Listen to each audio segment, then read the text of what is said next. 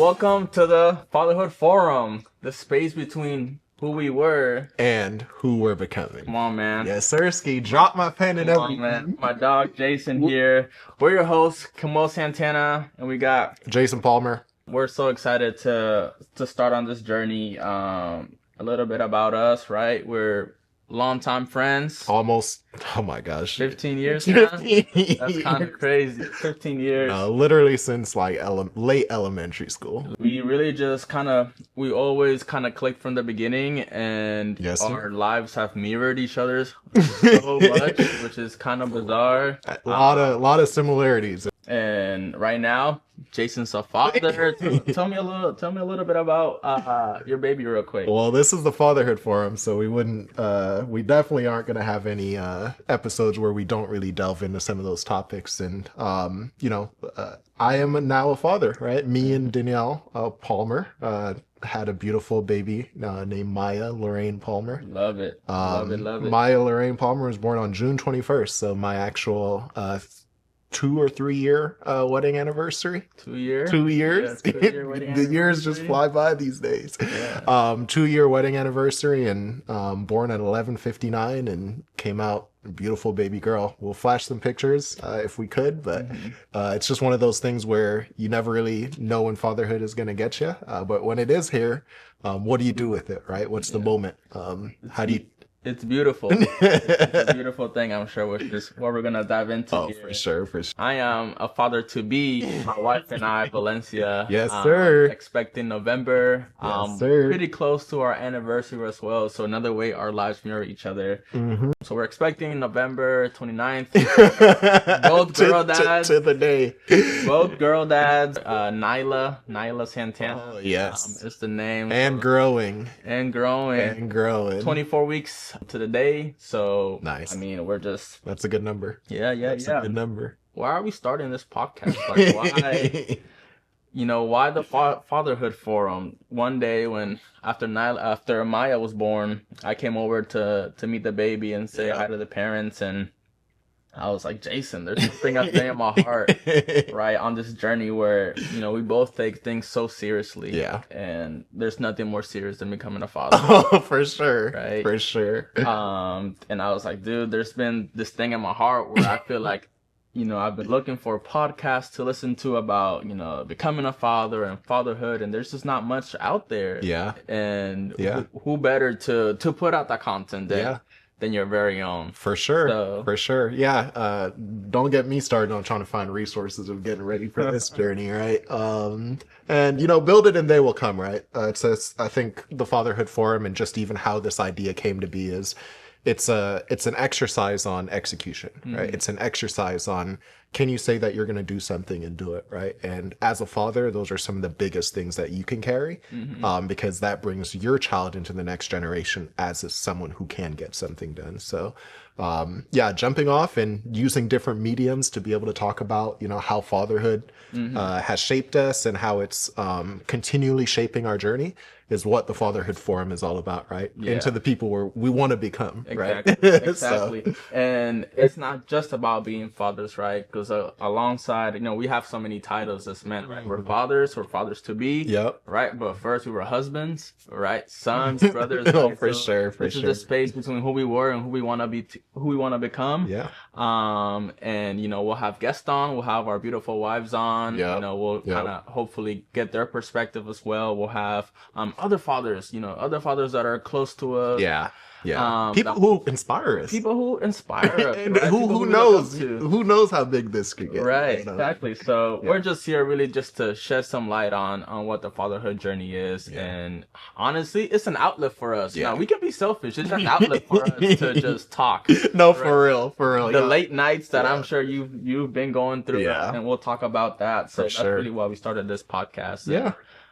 There's probably so many other mini reasons in there too. Just even the text threads, right? We haven't had a random meme in our group chat. No, this has been wanting to build this and, creating the different systems too. And I think something else that, a big why is, it's the perfect time to do something like this, Yeah. right? Like an authentic voice, your own individual thoughts now mean so much more in this era, right? Yeah. And being able to put that out in the world and also just have a message behind it, where we can educate people is definitely a great idea. Yeah. So And then bounce ideas off each other, for wisdom, sure. all these things. And get some stuff done. Get some right? stuff done, Get some right? stuff done. We're big on intentionality, right? For sure. Being intentional about things. Yeah. I mean, when was this? Maya's 6 weeks old, right? Yeah, yeah. So we planned this out 6 weeks ago, and the fact that we're here, August 3rd, filming 3rd. already. We got all professional set up. Come and on. we'll keep growing. But we're just,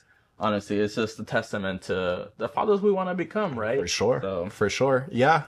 And it's like all things, right? You never get everything perfect from the first day, right? And I think something that we even came into this was, how do we bring the people watching this along with our journey, right? It's not just, Kem and Jason want to start a podcast. It's what are the things that we are learning throughout this process that we can also bring to the audience to get them inspired about maybe building their own thing. It could be a podcast, it could be a business, it could be really anything that you want to do, and being able to have people talk to you about that journey too is also important. Yeah, so 100%. Well, let's get started, man.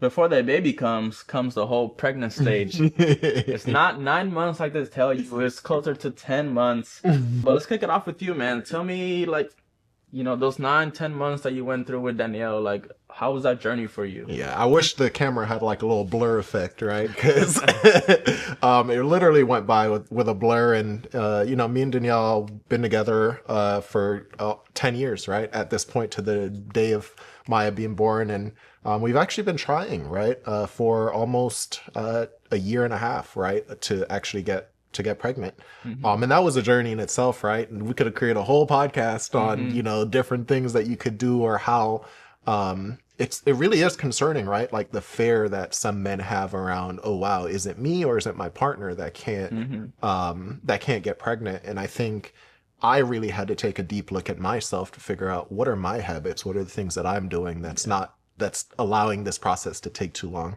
or to take so long, right? Yeah. But I think in all things, right, timing is it's important. And I think in our lives with how me and Danielle sort of operate, this was a perfect time to kind of start a family and kind of jump into it. Career wise, things are on the up and up. And career wise for her, she was in school doing a bunch of different things and wanting to be involved, but this baby just came at a perfect time for her to be able to get all those things done, walk across and get her master's degree. Amazing. While 9 months pregnant, a week before her due date. And just there's so many mini details in there, but the timing is probably the biggest thing that I can think about there. Yeah. Something you said though, that it took a year and a half for you guys to get pregnant, and this idea of having a baby, becoming a father, right? Building a family, people just think, right, you do the deed and then the baby comes 9 months later. No. So much more to that. You said you had to reflect, right? Is it me? Is it my wife? Is it something we're eating? Something we're not doing right? Yeah. And that's just the beginning of how you have to think when you're going to become a father, right? Because every little thing you do is gonna be reflected on how you raise this baby. And it's an educational journey too, right? I had my wife telling me, hey Jason, these are the things that can help make us more successful in this, right? And I don't think I grew up with the mindset that oh, I'm gonna have to change what I'm doing to be able to get ready for even getting a child, right? I didn't think about that. And just even those learnings, right? It makes you think of, okay, consistency, being able to do things, take things on regular basis, and eating well, right? Diet, exercise, all those things play a big role in getting things ready. And the mindset part. Yeah, it's really the pregnancy is really the inception, literally, but also mentally, emotionally. Of it's not about me, it's not about us anymore. We have to think about this. We have to think about the future. We also have to think about it goes from me to us. and now it's our family, right? Yes, yes. I was gonna say we, but Yeah, I like the or. A me to a us to a we.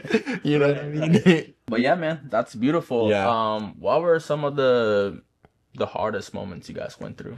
Yeah, pre-pregnancy or even just like during. Yeah, the whole thing. I'd say, and like all things, right?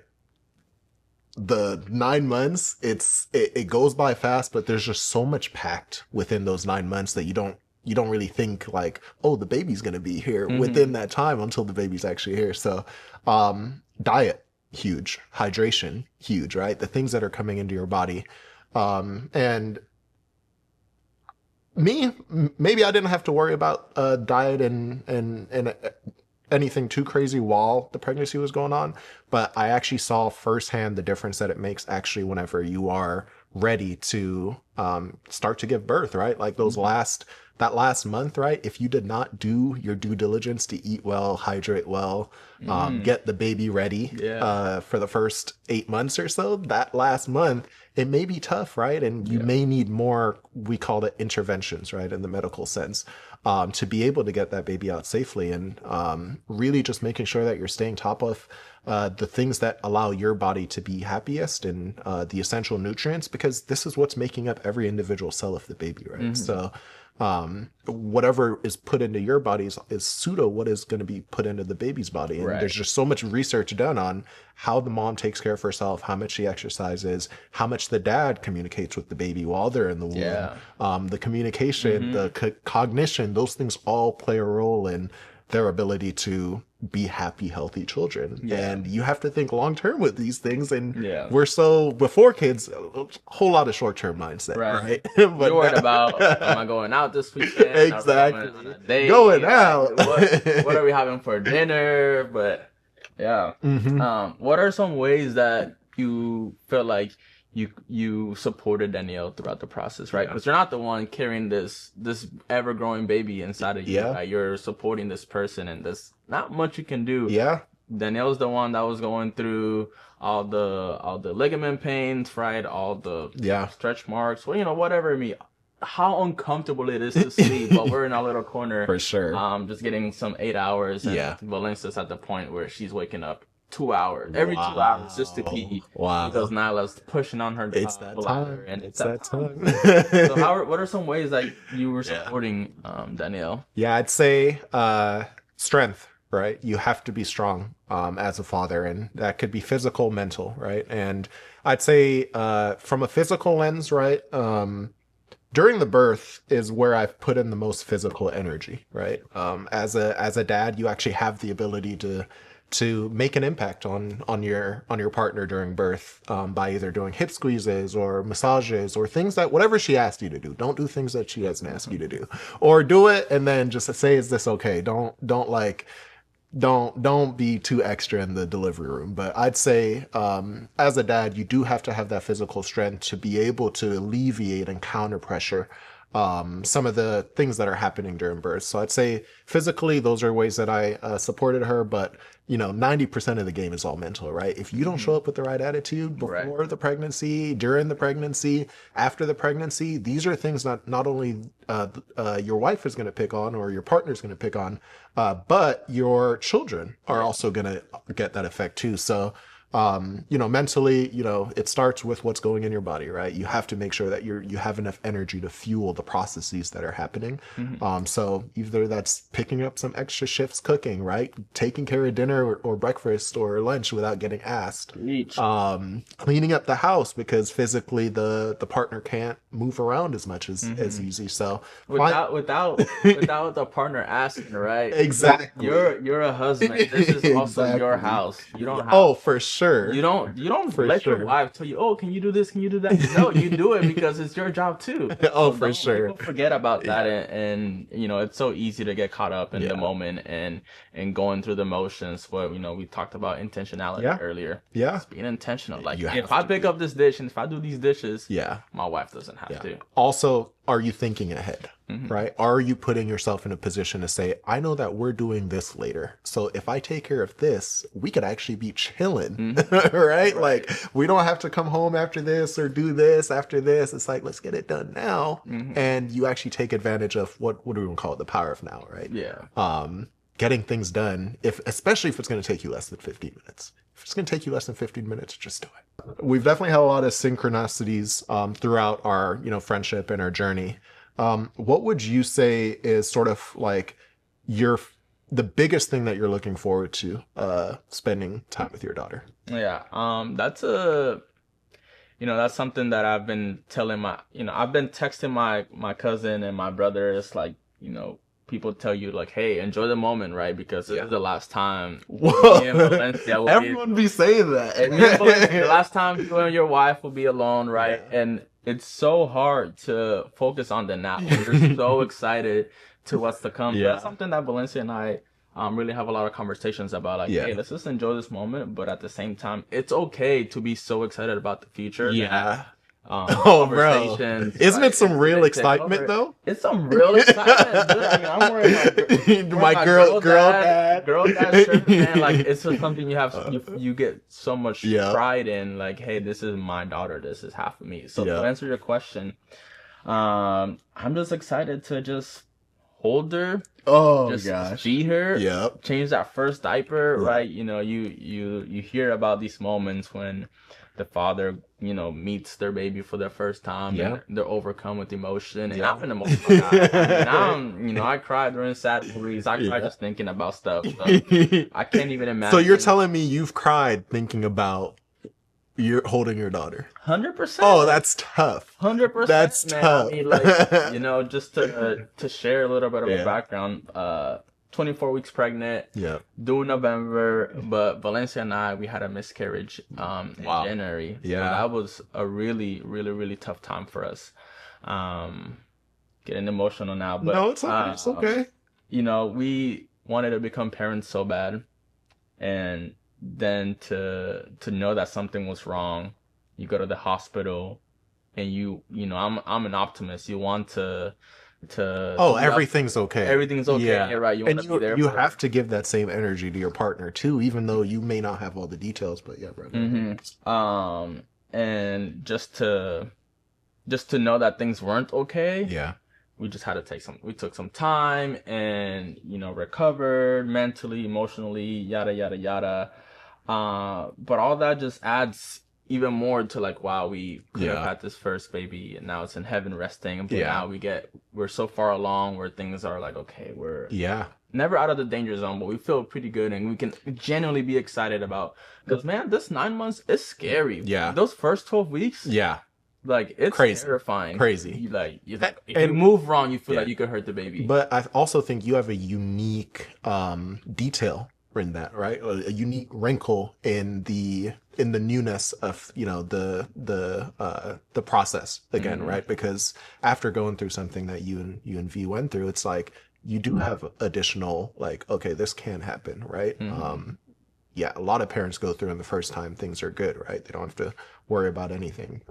But you guys kind of having that detail, but also it probably speaks on your strength too, right? Not being overly protective or not being overly like anxious about like what's happening, right? And still kind of leaning into those feelings again, especially after the first time. So that's a unique perspective. For sure. So, man, I mean, excited to hold her, excited to change her diaper, excited just to do the dad walk. Yeah. With the car seat out of the hospital. Excited to just hold her, put her right here. Like, we're locking down our stroller, we're locking down our car seat. So shout out to Baby and Me. Shout out to babyandme.ca.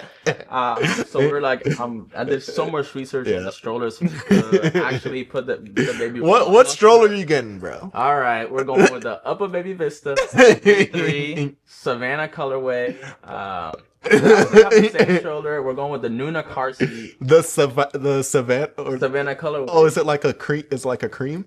Yeah, it's like a cream, like a light gray cream. Oh, that's so tough. No, it's nice. That's so tough. Love it. So we're just putting Nyla into the car seat and like, I don't know, just like, making everything real, that all this research you did and all this prep you did, and now you're actually seeing your baby in those things. Yeah. That's Tough.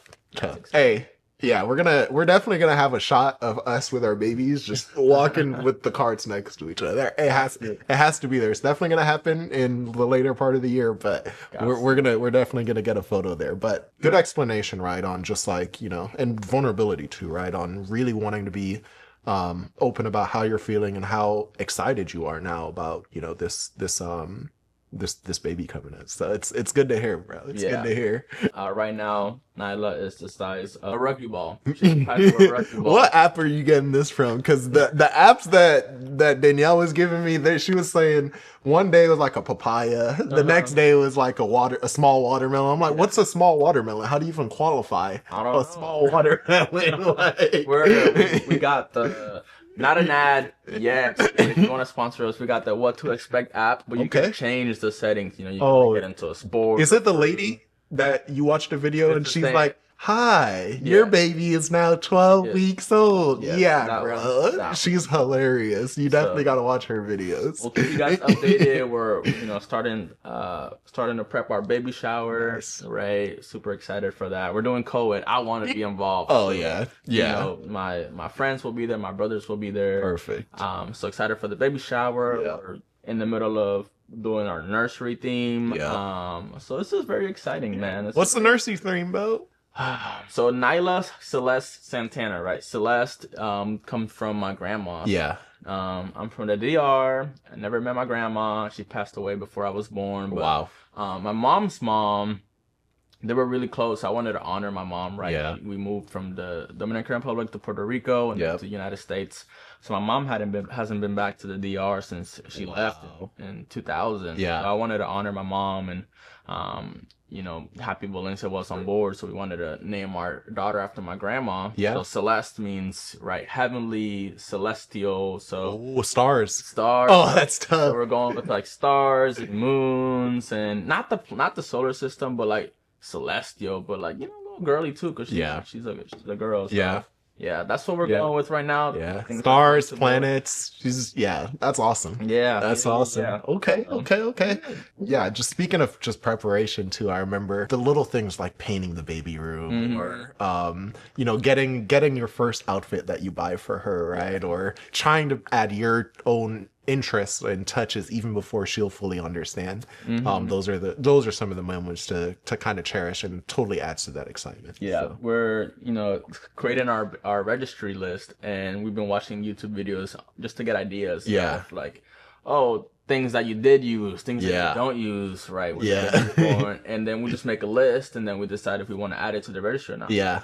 The amount of things that a baby needs is just insanity. Like, there's just things you just don't even think of. Like, and then I didn't even know I needed this. I'll be real, pro dad tip: first month, you realize you don't need it. whatever the list is.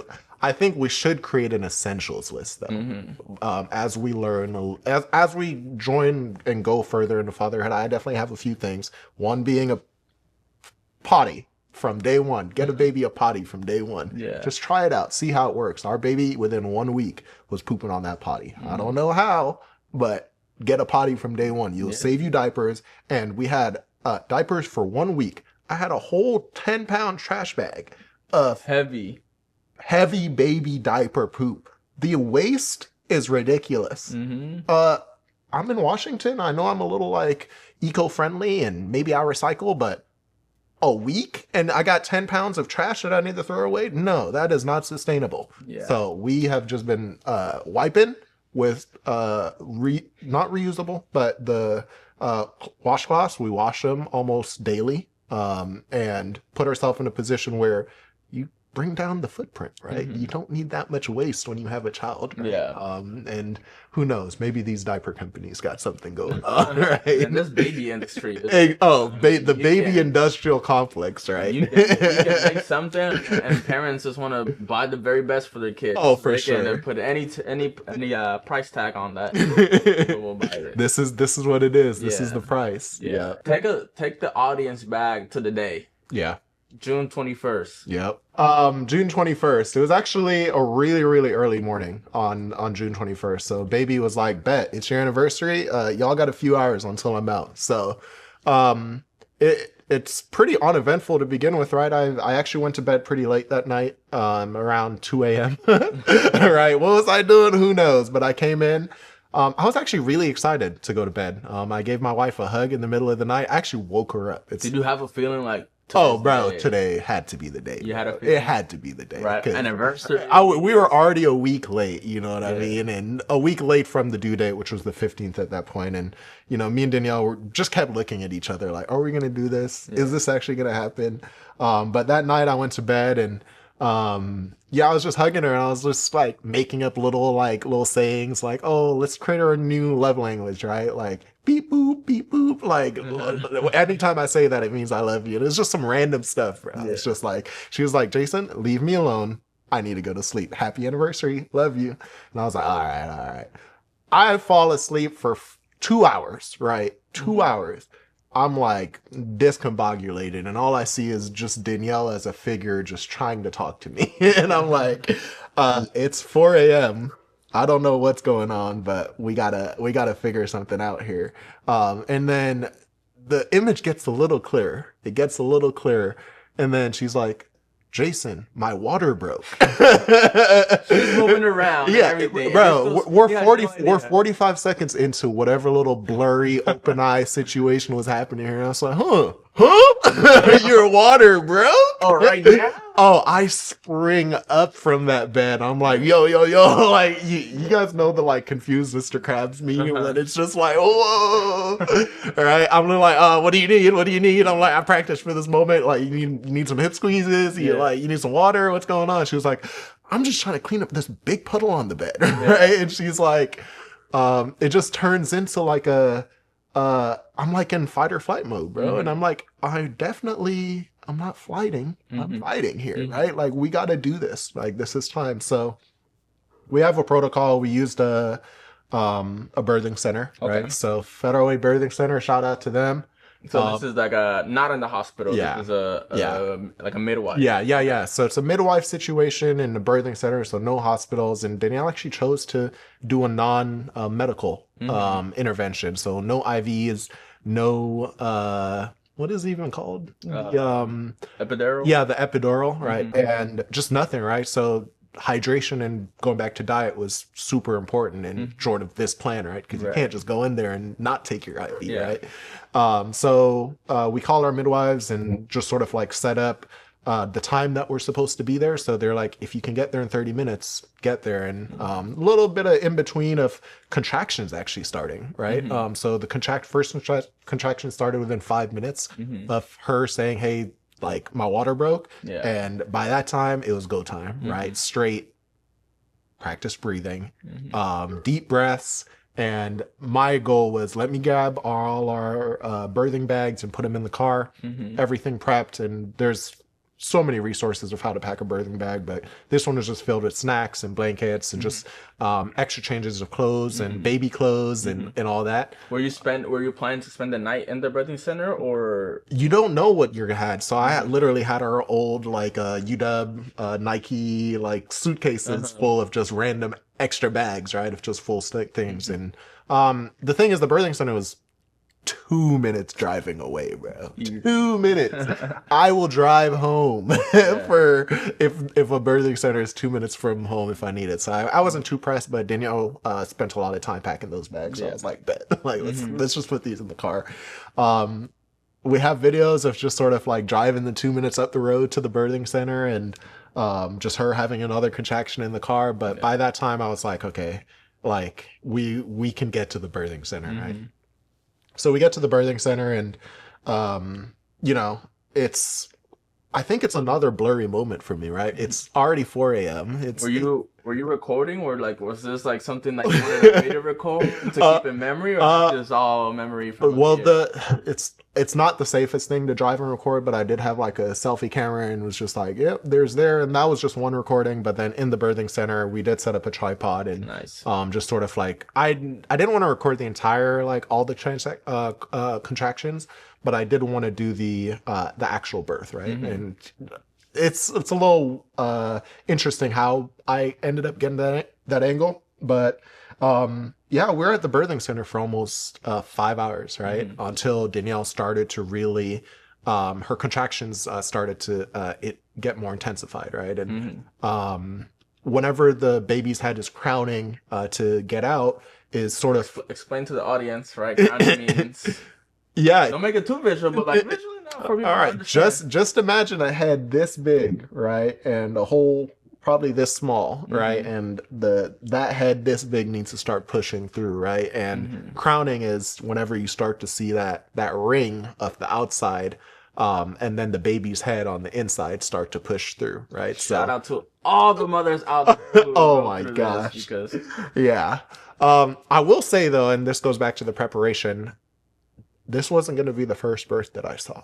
We were on this Instagram account called Badass Mother Birthers. Maybe we'll link it in for any mom who's ready to, or dad who's ready to watch videos of births in real life. But this was probably our 50th birth that we've seen, and maybe Maya is going to be the 51st birth, right? Did you feel like that helped watching videos prior to? Yes, had to help. I had Knew to what help. to expect. I had to help. Knew what to expect. I wasn't gonna be the one to be like, "What is going on here? What is this? What is this?" No, like this is I think pregnancy and delivery is a matter of life and death sometimes for your for everything. So you have to take it serious. And I thought of watching these videos as study, right? You get experience from seeing, and that's a learning tool that you have. And I'm definitely a visual learner, so those videos were instrumental in just knowing what to expect, right? Yeah. So whenever this crowning was happening was when I actually started to feel the cascade of feelings, right? Being able to see the head getting pushed out and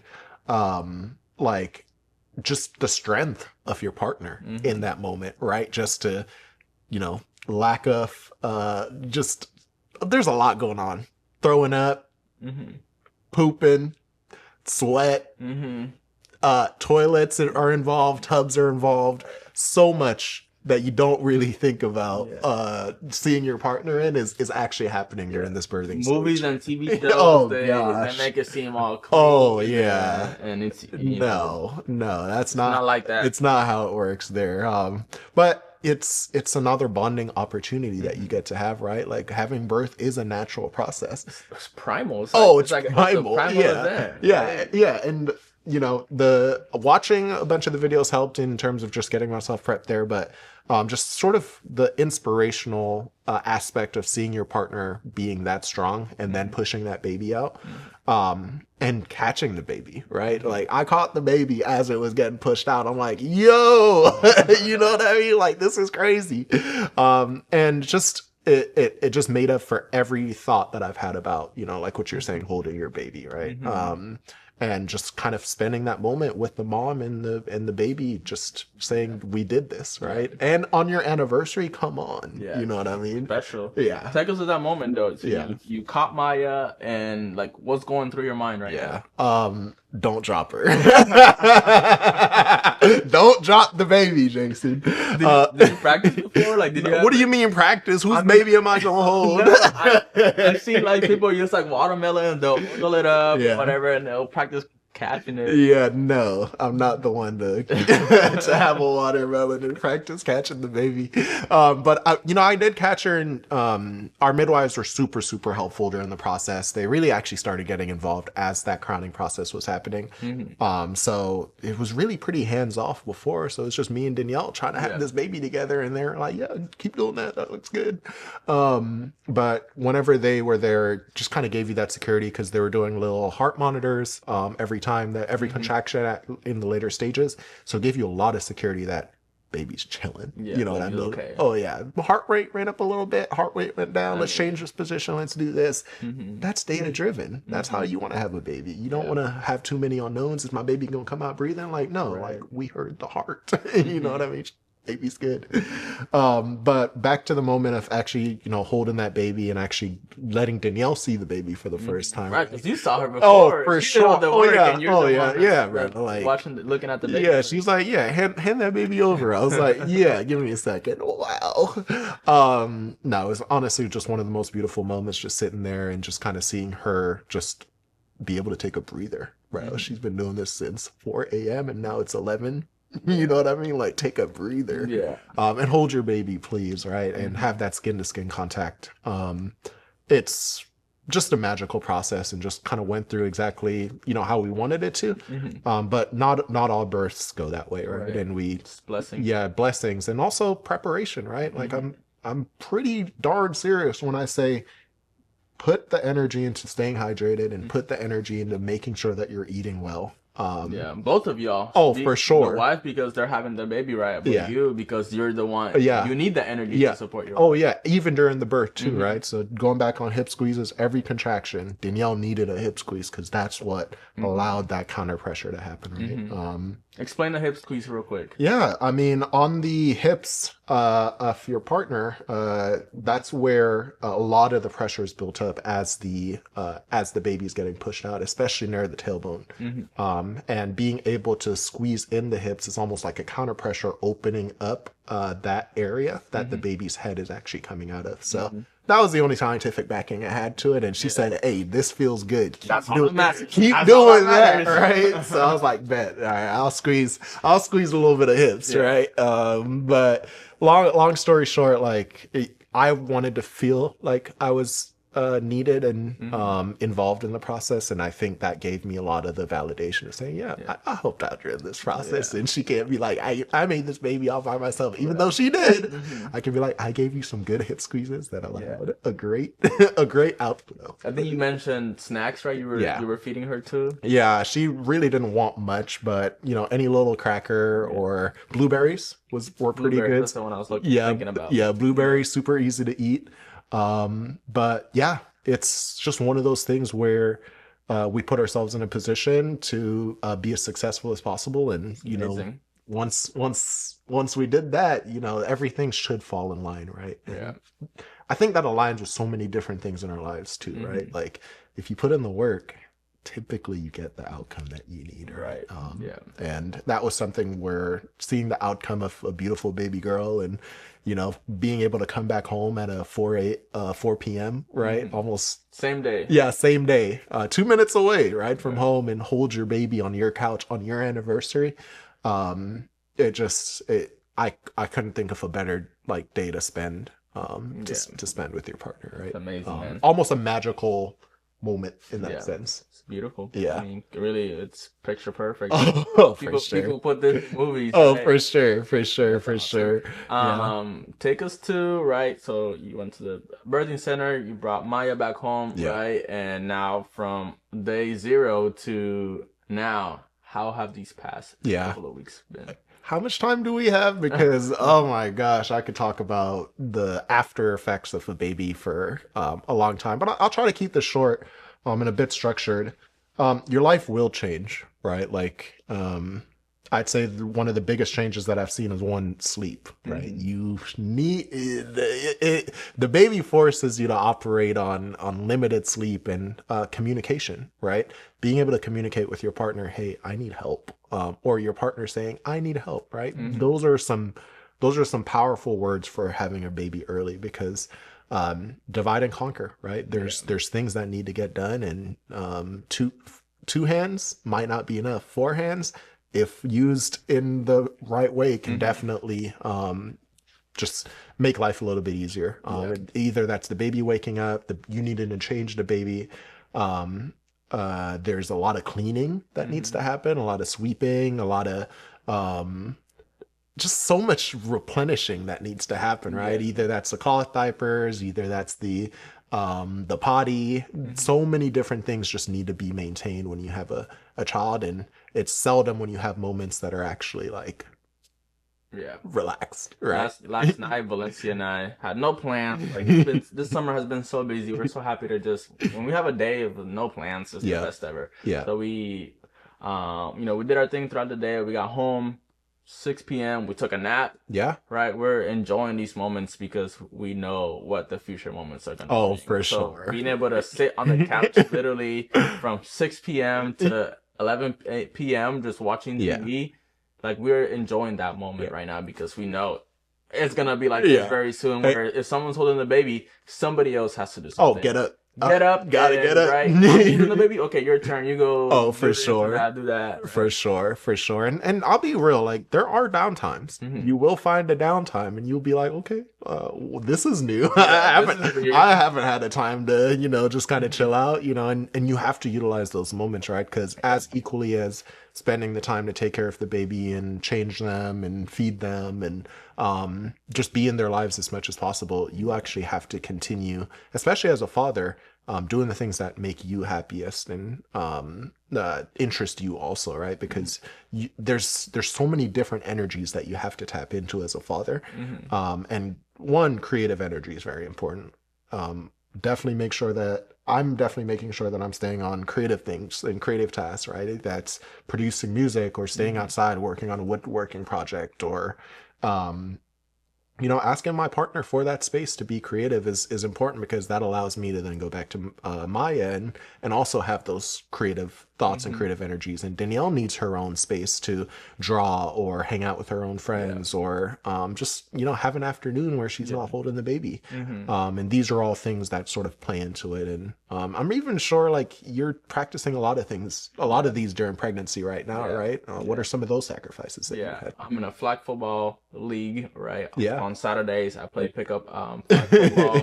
So that's something that, Valencia and I communicated, like, hey, what do you need? I'm like, I would love to be able to enjoy these Saturdays because it's, it's in Seattle. It's a 35-minute drive. Yeah. We play for like 3 hours. And that's a real league, bro. Yeah. That's 4 to 5 hours of, Valencia's by herself. So that's something that I've really taken, really appreciated and really have hold on to tightly. Like, this is a time where I can exercise, but also have fun playing sports, and just kind of enjoy me time while I can because I won't have that luxury of having 5 hours to myself. Well, man caves exist for a reason, and 100% of man caves also their dads. You know what I mean? So in due time, right? And I think in the early stages, the work definitely needs to be put in. And as they grow, and if you do your job, you should be able to get the space to do the things that you want to do. But the other aspect is how do you get your kids involved into those things, right? And how do they have an interest in some of those things? And it's part of being a father too, and bringing in your kids into that journey. Yeah. So. On that topic, being a father, you're not the one to have breasts, right? You can't feed your baby. How do you feel? The elusive bottle. How do you feel like you are connecting with your baby? Are you and Danielle strictly breastfeeding? Are you bottle feeding? Like, what are you guys going through right now? Yeah, it's 25-75, right? 25% bottle, 75% breast or breasts in that sense. And I'd say it doesn't make me feel like I'm like I need to give her the bottle more, but the last few days, especially with maybe me picking up a little bit of like giving Danielle some more sleep, meaning I have to use the bottle more, or Danielle giving me more sleep, meaning she's the one actually feeding the baby more. It may fluctuate, right? So it's never a perfect science, but whatever your partner needs in that moment and whatever the baby needs in that moment is oftentimes the right answer. So it's hard to sort of pinpoint, the exact split, but I'd say whenever the baby needs it and if your partner needs it, and figuring out that middle ground. But even just having the ability for the mother to be able to feed the baby, I just think of as one of the most beautiful blessings that exist, right? How does a baby survive exclusively just on the mother's milk? Right. Like, what kind of adaptation in the universe is like, bro, no need for groceries for this baby. You know what I mean? Like, the chalk it up to mom. They got it. They got it. So that's all God, man. That's all God. Oh, for sure. We've been yapping for a while. All good yaps. The biggest yap ever. What's one myth or one expectation that you had coming into fatherhood that you feel like was wrong? Like one myth, like a myth buster. I don't think there's one myth. You know what I mean? I think there's like, and maybe I'll go back to the potty aspect of it. I've been trying to think big about why is the diaper industry such a big thing? One, no one told me, hey Jason, you can actually put your baby on the potty a little early and they could potentially figure out how to use their rectal muscles, right? Or pee on expression or communication, right? So you can make pss sounds for peeing or sounds for pooping, and they can start to associate that to what actually happens in their tummy whenever the poop's coming out and whatever happens whenever the pee's coming out. So that was something where like it wasn't a misconception, but it was something that like you just sort of invented, right? Or you heard could potentially work, and now you've tried it and like it has outsized returns on the benefit of being able to change your child. Working for you guys for sure. Yeah, because to push you back, I had never heard of this, but thinking about like why don't more people do this? Well, if you have daycare involved, right? That's a lot of work for the daycare person. Is your baby always going to be on that timing? Like when you go out, how are you bringing the potty, right? That's why parenting is beautiful, because anything can work for a different family. For sure. And this is working for you. Oh, for sure. And on the daycare, hey, if y'all don't got potties in there, you're lacking and you're wasting diapers. Nah, I'm kidding. No, to each their own, right? And I think like it's the start of fatherhood, it's overnight, right? It really is one night whenever fatherhood does start. And it does start from inception, right? And the 9 months that you have to prepare for that, it makes a world of difference when the actual first day of that 9-10 month cycle actually happens. And I think you never know what to expect, and every day is going to be different. But being able to just be adaptable, be flexible, just makes the world of difference. Right? And I think even for you, just even seeing how you've been wanting to lean into fatherhood, right? Even before having a baby in your hands, shows like the impact that you're going to have, right? And being able to also create a forum around that is going to create a lot of opportunities to continue that learning, right? We'll wrap it up with this. What's been your top 2 favorite things being a father? Okay. 6 weeks, right? What are the 2 things you've enjoyed the most? There's not just 2, because there's probably 25 I can list, but the top 2 that come to my head was one, the actual feeling of happiness, right? The dopamine leaking out of your brain. Joy. Joy, right? Whatever. I call it dopamine leaking. I guess that's joy. You just feel good, right? About not only the process of having a baby, but when you do have that baby in your arms and a sleeping baby in your arms, it's some of the most like precious moments that I wish I could just like press a button and just feel again, right? And I can pick up my baby, but every time I pick that baby up, I'm like, wow, this feels really good to be able to hold your child and to take care of them and say, I halfway brought you into this world, right? Crazy. Beautiful, man. Crazy. The second one is I think in the first couple weeks we had a lot of people over at the house, and overwhelming, inviting. Oh, everyone and anyone, right? Like some people just pulled up, said, "Hey, yo, we heard you guys got a baby. Let's see the baby." And some people, were invited. But it's been good to see who's been very, very consistent, right? Because it's not only you bringing this baby into the world, but that baby's also getting their own family, right? You have your own unique family. I have my own unique family. Danielle V has her own unique families, and we've done our best through marriage to bring those together. But when there's a baby involved, you realize more family starts to show up, and friends.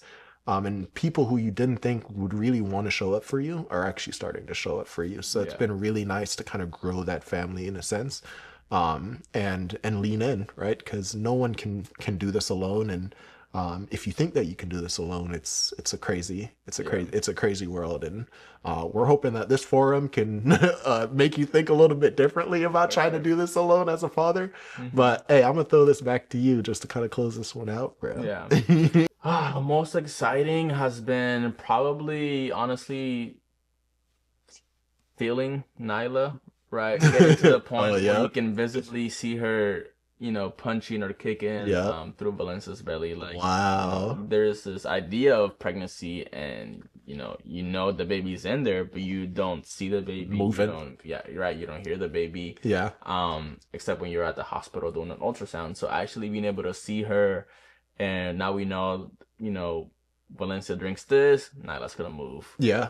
She's leans this way or leans that way, she's gonna move. Yeah. And being able to almost like cause this like immediate response. Like, if we want to like have our own moment with Nyla, then we can do something, and then she'll basically like communicate with them. Yeah. Oh, that's beautiful. So that's been probably like, the closest the dopamine leaking. The closest thing you can get to that is that, and the other has been honestly just the whole prep. So like building the registry, learning about all these things that you're gonna use has been super exciting. Going stroller shopping. I'm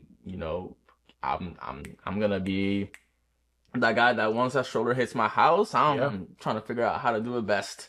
Fastest, most efficient way.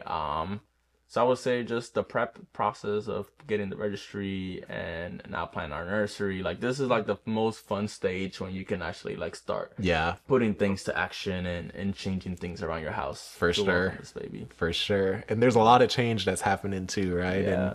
And leaning into that change is definitely important, and it's just so good to hear that the movement is getting you excited, right? Just wait until they start trying to jump out of your arms, right? For sure. Awesome, man. Well, we'll wrap it up there. Thank you all for joining in. Episode 1, Forum 1. You can find us on the Fatherhood Forum pod on YouTube, on Instagram, Spotify, and probably Apple Podcasts as well. So tune in. We'll keep dropping these episodes, trying to keep dropping some wisdom, some knowledge, just some insights to what this experience in life is about. And we'll have some fun guests on too. So thank you all for coming and joining to us. And it's nice to meet you. It's nice to meet you. Feel free to drop a comment if the platform allows it, and we'd love to hear from y'all. And if there's anything to add, let us know. Can't wait. Yeah. Thank y'all. Much love.